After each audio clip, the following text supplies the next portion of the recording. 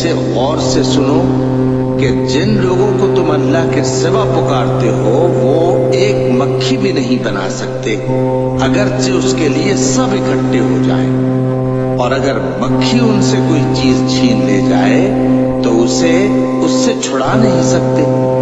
तालिब और मतलूब यानी आबिद और माबूद दोनों गए गुजरे। इन लोगों ने अल्लाह की कद्र जैसी करनी चाहिए थी नहीं की। कुछ शक नहीं कि अल्लाह जबरदस्त है, गालिब है।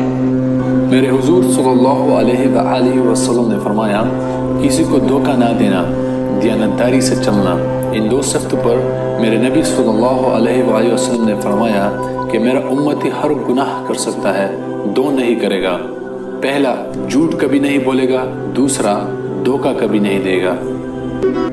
मेरे नबी ने फरमाया, मुझे अपने उम्मती से हर गुनाह की तवक्को है कि बशर है, इंसान है, हो जाता है, तो मैं अपने उम्मती से हर कमी की तवक्को रखता हूँ, सिवाय दो के, सिवाय दो के, सिवाय दो के, कि अगर वो मेरा है और मुझसे कोई ताल्लुक है, एक झूठ कभी नहीं बोलेगा, एक धोखा कभी नहीं देगा। हजरत मुआज़ इब्न जबल रज़ी अल्लाह ताला अन्हु को नबी पाक अलैहिस्सलाम यमन का गवर्नर बना के भेज रहे हैं। तो हजरत मुआज़ इब्न जबल रज़ी अल्लाह ताला अन्हु अर्ज गुजार हुए कि या रसूल अल्लाह सल्लल्लाहु ताला अलैहि वसल्लम कोई नसीहत कर दे, मैं जा रहा हूँ। और ये मंजर इतना मुनफरद था उनके जाने का कि हुजूर ने उन्हें घोड़े पे बिठाया है और मदीना शरीफ की सरहद तक हुजूर छोड़ने आए और एक जुमला कहा तो हजरत मुआज़ इब्न जबल घोड़े से छलांग लगा के नीचे आ गए और कदमों में बैठ के रो के कहा, हुजूर मुझे गवर्नर ही नहीं चाहिए, मैं यही रहूंगा। मुस्नद इमाम अहमद बिन हंबल में मौजूद है। नबी करीम अलैहिस्सलाम ने फरमाया, मुआज़ तुम जा रहे हो लेकिन जब वापिस आओगे तो मेरी कब्र के पास से गुजरोगे। सब रोगां दा रोग मोहम्मद जिसदा नाम बिछोड़ा। तो फरमाया मेरी कब्र के पास। हजरत मुआज़ इब्न जबल हुजूर के कदमों में बैठ गए, सोनिया मैंने नहीं जाना, मुझे गवर्नर ही नहीं, आपके कदम चाहिए। तो नबी पाक अलैहिस्सलाम ने फरमाया, मुआज़ मेरा गुलाम मुत्तकी और परहेजगार हो ना, तो वो जहाँ भी हो मैं उसके साथ ही हुआ। हजरत अनस बिन मालिक रज़ी अल्लाह ताला अन्हु फरमाते हैं, एक भाई हुजूर की बारगाह में बैठा रहता था, निकम्मा नहीं था। शारहीन हदीस कहते हैं कि किसी मजबूरी से वो काम नहीं कर पाता था या करता था तो काम आगे नहीं चल पाता था, ज़हनी सलाहियत ही शायद ज़्यादा नहीं थी। ये हदीस मिशकात में भी मौजूद है, मुस्तदरक लिल हाकिम में भी मौजूद है। हज़रत अनस बिन मालिक रज़ी अल्लाह ताला अन्हु फरमाते हैं, वो हुजूर की बारगाह नाज में बैठा रहता था।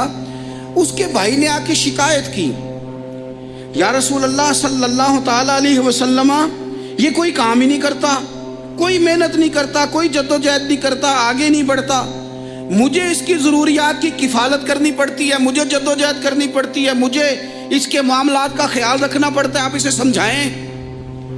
तो हुजूर ने बहुत सारे लोगों को समझाया जो काम नहीं करते थे।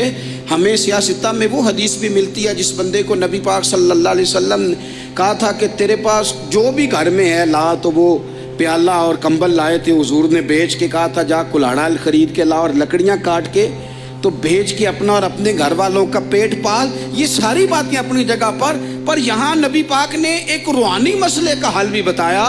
अल्लाह के महबूब अलैहिस्सलाम से अर्ज की, हुजूर ये यहीं बैठा रहता है और सारे ही काम मुझे करने पड़ते हैं। तो हुजूर ने नज़र मुबारक उठा के भाई की जानिब देखा जो भाई का शिकवा कर रहा था।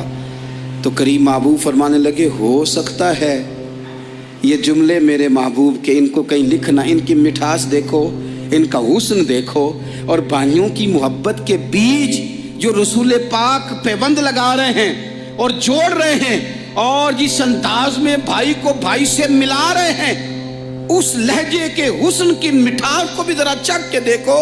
हुजूर फरमाने लगे, हो सकता है रब तुम्हें जो रिस्क दे रहा है वो इसी भाई की वजह से दे रहा है। भाई भाइयां दे वैरी हुंदे ते भाई ही भाइयां दियां बावां। ओ भाई हो सकता है इसकी वजह से तुझे मिल रहा हो, इसकी वजह से। वो दरवाजे न बंद करें जिन दरवाजों की बरकत से रोजी आती है। कभी भी वो काम न करें जिन कामों की अगर आपको कल तक बरकत थी, कल तक काम ठीक चल रहा था, कल तक निज़ाम बेहतर था और आज आपको महसूस होता है कि कहीं कमज़ोरी आ गई है, कहीं हालात उस तरह के नहीं रहे, तो फिर आप गौर करें कहीं ऐसा तो नहीं किसी गरीब का आपके घर से रिस्क जाता था और आपने बंद कर दिया, किसी की मदद होती थी आपने बंद कर दी, किसी के साथ शफकत होती थी आपने बंद कर दी। कोई शख्स आपकी वजह से तसल्ली में था और फिर आपने उसे तकलीफ में डाल दिया। अल्लाह के महबूब ने फरमाया तुम्हारे कमज़ोरों की वजह से तुम्हें रिस्क दिया जाता है, तुम्हारे ज़ईफ़ों की वजह से तुम्हें रिस्क दिया जाता है। तुमने तो एक बंदा ये कह के निकाल दिया कि जा तेरी तनख्वाह मैं नहीं दे सकता, लेकिन क्या पता कि उसकी तनख्वाह की वजह से ही बाकी सारा कुछ भी आता हो, क्या पता कि उसी के सबब से अल्लाह इनाम फरमाता हो। लिहाजा इन रूहानी मसाइल का भी थोड़ा सा ख्याल करें। रसूल करीम अलैहिस्सलाम की बारगाह में ना मुनाफिकीन ने शरारत कर दी। हुजूर के पीछे नमाजें पढ़ते थे तो एक दिन कहने लगे नहीं ये कहते हैं जो मर्जी पूछो तो हम पीछे नमाजें पढ़ते हैं, हमारा इन्हें पता नहीं।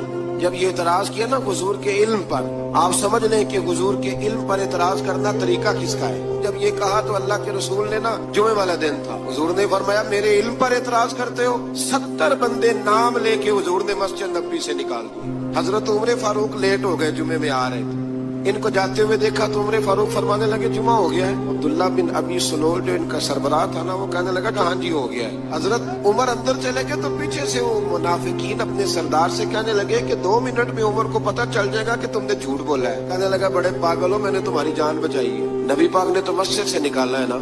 उमर को पता चल जाता ना मुनाफिक है, तो अबू बकर भी मस्जिद में थे, अली भी मस्जिद में थे, उस्मान भी मस्जिद में थे, बचाने वाला ही कोई नहीं था। उमर ने तलवार लेके तो दुनिया से निकाल देना।